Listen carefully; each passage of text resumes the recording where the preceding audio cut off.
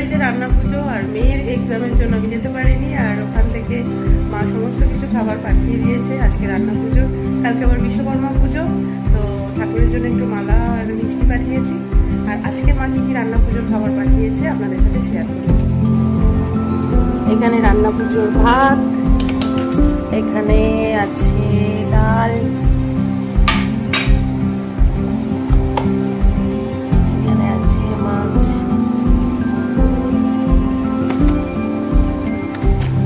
মামার বাড়ি থেকে লোক এসেছিল, সেই জন্যই জলিও ওখানে ঘুরছে, দেখা করতে বেরিয়েছিল। এটা হচ্ছে চালতার চাটনি,